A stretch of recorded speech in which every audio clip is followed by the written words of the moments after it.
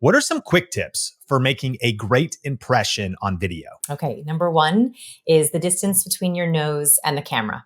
So you should measure the distance between your nose and the camera, and you should try to be 1.5 to 3 feet away, very specifically. The reason for that is because in human behavior research, researchers have found that there is this called proxemics, the study of space. There are 4 zones for people. And the public zone is the zone that's farthest away. Then we get to the social zone. This is about 5 to 7 feet away. Then we get to the personal zone. This is where we have most of our one-to-one conversations, where we feel comfortable in a coffee shop or talking to someone in the break room or on a date. And the last zone is called the intimate zone. That's about 0 to 18 inches away. This is pre-kissing. This is pre-doctor exam, pre-dental exam. The mistake that a lot of people make on camera is they get too close to their camera and it triggers invasive cues. We don't even realize it's happening. But if I were to do my entire videos really close to the camera, it would immediately be like, whoa, back up. Now, there's a caveat to this, which is if you have a really intimate channel, you want to be 0 to 18 inches away. So for me, my demo is brilliantly smart professionals. So I know that they don't want to get intimate with me, nor do I want to get intimate with them, right? I'm married, right? It's not a dating channel. So I send a cue right from the first start of 18 to 3 feet away. If you're doing a dating channel, if you are doing makeup tutorials, you might consider hitting that 0 to 18 inches. An example of this is Limitless, the documentary on, I think it's Netflix with Hemsworth. Have you seen that documentary? I've seen that documentary. Very cool. Okay, so they shot him 0 to 8 inches away. If you look at him doing his interviews, it's so close to his face. And I went, human behavior cue. They are signaling you with the content, we're going to get personal. We're going to get deep. Hemsworth is going to share. So think about space in terms of how you want to be intimate with your audience. So powerful. And you shared tip number 1. Just give us tip number 2 for making a great impression on video. Hands. So hand gestures, from a biological perspective, we love to see gestures. And what happens on video is we forget about our gestures. We're thinking a lot about our content, our delivery, our face, maybe our hair, right? What we forget about is our gestures. So research finds that we put a lot of mental focus onto gestures. So for example, right now I'm speaking with my hands. If I were to say I have a really big idea, but I were to hold my fingers up really small, your brain is more likely to believe my gesture over my words. If I were to say, today I want to talk to you about 5 big ideas, but hold up the number 3, your brain is more likely to believe my gesture. And that is because that was so hard to do, by the way. Like, just try it right now. Just say 5, but hold up 3. Ready? 5. 5. Oh, it's horrible, right? Does your brain hurt? Yeah. So the reason for that is because our brain really likes to be congruent with our gestures. So as viewers, they know that highly competent people know their content so well, they can speak to you on 2 tracks. They can speak to you with their words, but they can also speak to you with their gestures or their hands. So a really good speaker, especially a captivating video creator, they're saying, "Hey everyone," they show their hand, usually with some sort of wave or greeting, which I do every time we see a palm, we immediately relax. And they're often demoing their concepts with their words, which increases retention and also increases memorability. So people are more likely to remember 3 points if hold up 3 fingers. Well, you're already tapping into this powerful idea of cues. You're the author of Cues, Master the Secret Language of Charismatic Communication. Tell us, what even is a cue? Oh, yes. So a cue is a subtle but powerful social signal. Now, we are sending thousands of these social signals every video. They come in 4 channels, and we often don't realize we have 4 ways to communicate our cues. The first one is the most obvious, our words, our verbal communication. And that's not just how clear we are, it's also words we use to cue behavior. So we're always on the lookout for behavioral cues. Second is our voice. So how we say our words, our volume, our pace, our cadence. Third is our body language or nonverbal, our facial gestures, our hand gestures, our posture, our movement in space. And the last one is our ornaments. That's the colors we wear in our YouTube videos, what's behind us in our YouTube videos, any props we have, the branding, fonts, colors we use in our animations or our captions. Those are 4 opportunities that you have to influence how someone behaves or how they feel connected to you. And how did cues come about? What was the origin story of you starting to observe these things and collect these cues? Yes. So I'm a recovering awkward person. My YouTube channel is all about being awkward and having to learn social skills from scratch. I'm not a natural extrovert. I'm not naturally good with people. And so I did not understand cues. I felt like I had missed the memo on how you should interact with people, how to make conversation, what to do with your hands, how to stand, how to read faces. And so it actually started as a personal project of mine where I wanted to catalog, literally create like a dictionary or an encyclopedia of cues for myself. And as I was doing this, I spent a number of years doing this in the beginning part of my career, I realized that A, there were patterns. B, there was research. There was really interesting research on these cues, universal cues. There are some cultural cues, of course, but there's universal ones. And I created these 96 cues in these 4 different channels. And I thought, maybe I should share some of these cues. So I started to share some on my YouTube channel, just like to test the waters. YouTube is amazing. I'm so grateful to YouTube because it was the tipping point in my career. Like my career started on YouTube, not my blog. So YouTube is so amazing because it allows you to test content to see how it will do.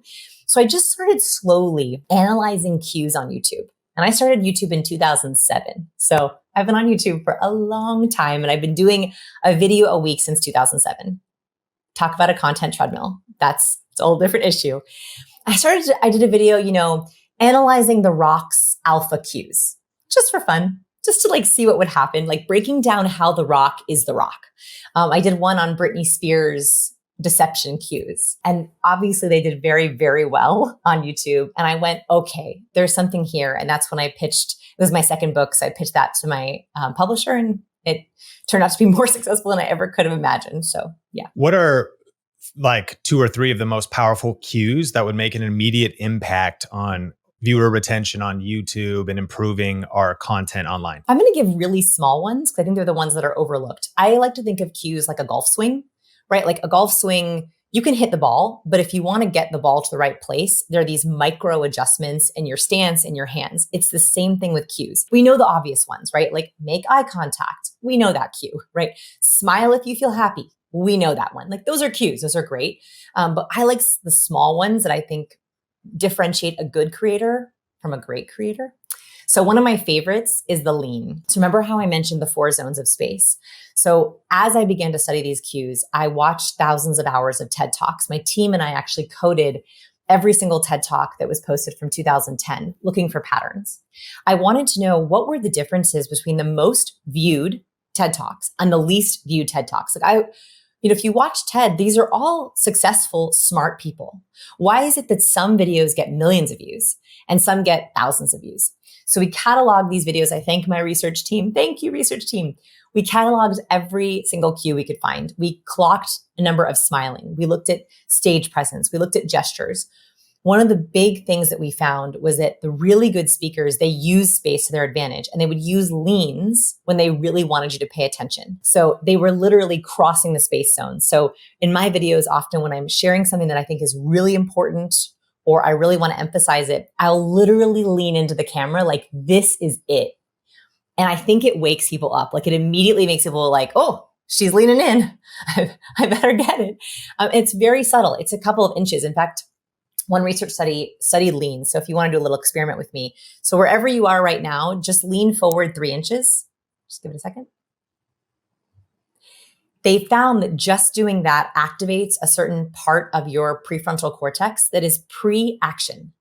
So when I move in, it actually gives me energy. So it imbues my words a little bit more energy. It makes me look like I'm telling you something really good. But also sometimes viewers will lean in to the video. Like literally they see the lean, they lean themselves, and that makes them more likely to more likely to subscribe. They're literally pre-action. You're activating that prefrontal cortex. And I think, and I've looked at my analytics on this, when I lean in a video, I get more engagement on the video. I get more replays on that section. So those are like the most replayed parts of my videos. And I get more engagement. So I think that there's something to that. So a lean is a small one, but it's so powerful. What have you learned? You're a very prolific content creator. I was also originally I think our mutual friend Rory Vaden was talking about you. I saw your powerful presence as an author and in a world of, as you said, kind of a little bit of the corporate world, smart people speaking, all these different things. But one of the rare things I observed was you're on your way to 900,000 subscribers. Yeah. And I think that YouTube is one of the biggest missed opportunities by a Yes. lot of women entrepreneurs, by a lot of entrepreneurs in general. And sometimes they're more active on other platforms. You're like a YouTube legend. You've been on the platform since 2007. Yeah. Break down some of the lessons that you've learned after posting 570 videos to your channel. Oh, wow. Yes, so many. Okay, first big lesson was I went from casual to formal to somewhere in between.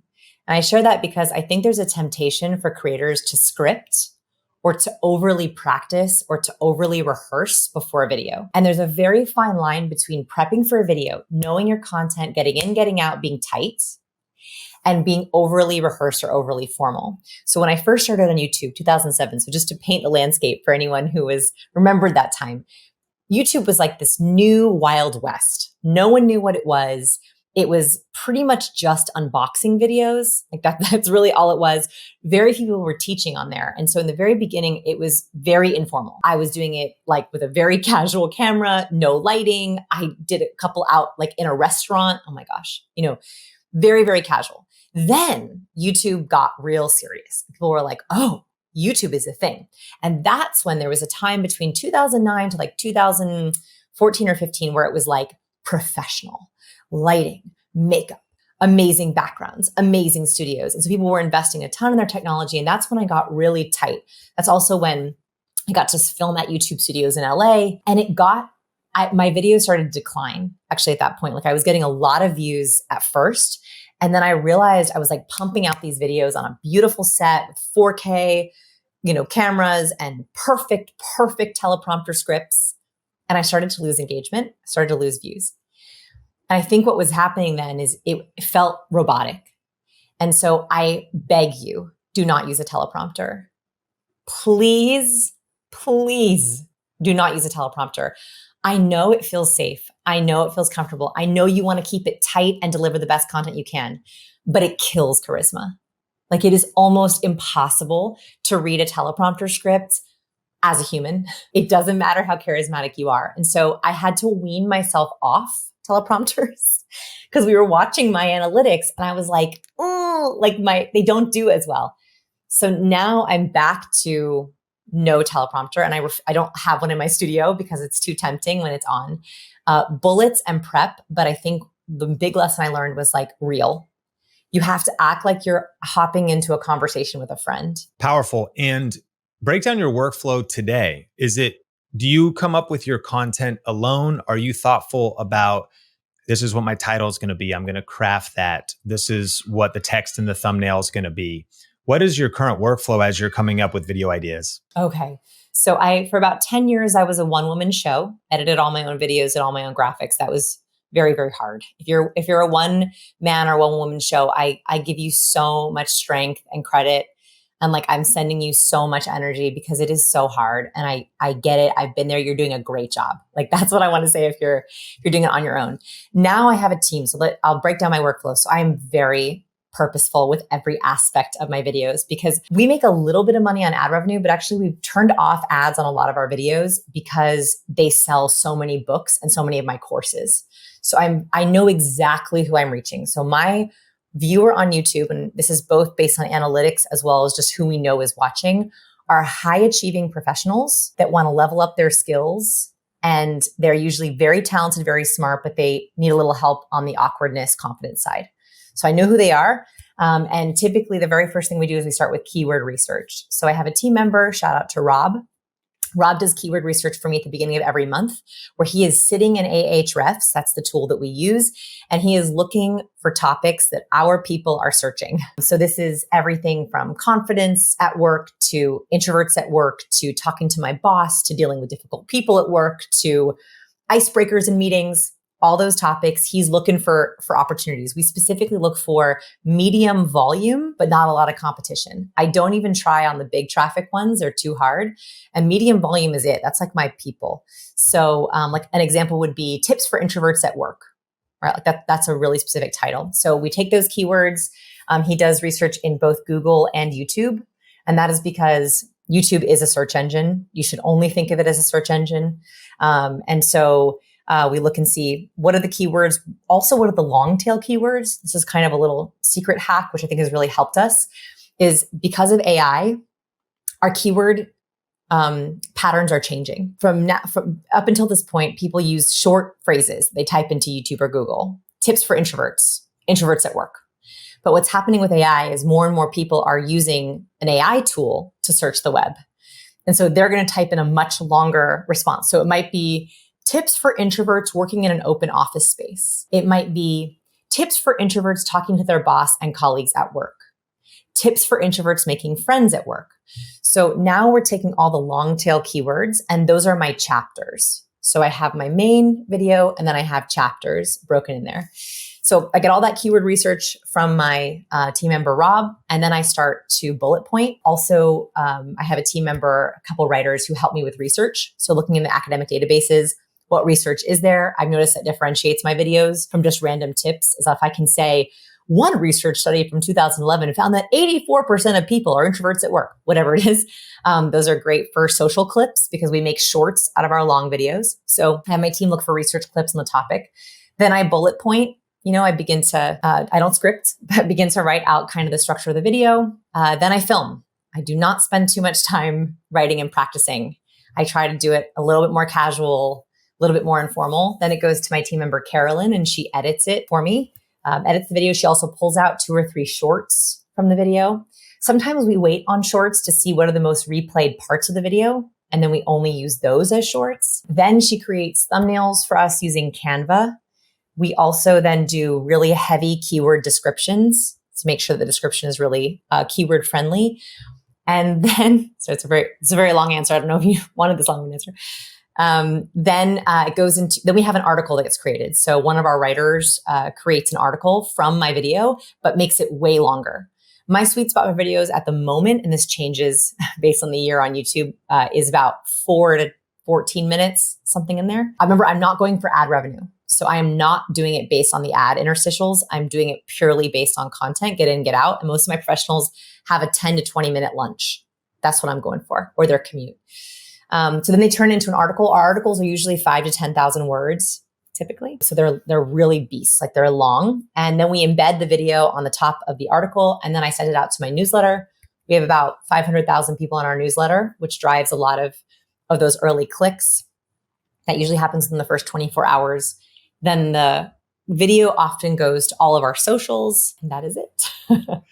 That was such a tactical answer, a lot of value there. And one of the things that you were also mentioning, which was a powerful YouTube secret for social media across the board, but also YouTube videos, was being warm in your content. Can you break that down? Yeah. So remember how I talked about scripting is the death of charisma. I think that there's a couple ways you can add warmth to your videos. So one, take a step back, is Princeton University found that we are very quickly judging people on 2 traits, warmth and competence. Those are the 2 most important traits in all of our communication. This is especially important on video. When someone turns on a video, they're very quickly trying to answer 2 questions about you. Can I trust you? Can I rely on you? So can I trust that you're who you say you are? Can I rely on you to give me good information?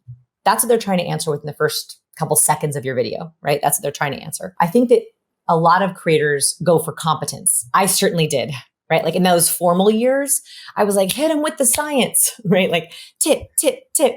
And my videos were very robotic. If you look at videos from that time period, you can see on my YouTube channel where I'm like, 77% of leaders need to be more confident with their voice. Here are the 5 ways that you can, like, it was extremely helpful, but not relatable at all. I was missing warmth. So how does warmth look on video? So there are specific cues for warmth.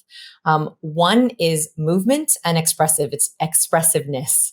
So when someone is being all about the competence, they're delivering like this, they're delivering with their voice, they're delivering with their gestures. There's very little facial movement. There's very little movement in their frame. Most of my thumbnails show some kind of movement. Like typically that's where I add warmth. So it's me waving, it's me leaning in, it's me making a silly face.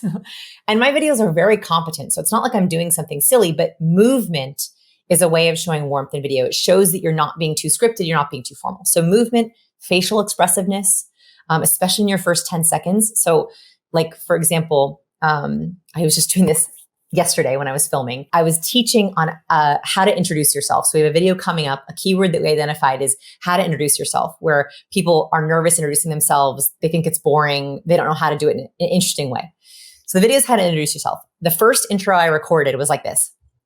Ever struggle with how to introduce yourself? I'm going to give you 5 quick ways and a formula for how you can introduce yourself to anyone. It looked so boring. When I watched it back, I was like, oh my God. Like the verbal was good, but I did not have enough expressiveness. So instead I recorded it something like this, where I added in the actual awkwardness I feel in that situation. So it would be like, have you ever had that really awkward situation where you have to introduce yourself, but you don't know how? That facial expressiveness is literally the feeling that I feel when I have to introduce myself. And it immediately added warmth to the video. So it's not just smiling, it's any kind of facial expressiveness. If you enjoyed this content and want to take your YouTube channel to the next level, just click or tap the link on the screen or go to tube1kchallenge.com to join our next live YouTube challenge. You'll learn our best tips and strategies that are working here at Think Media, and I think you'll love it.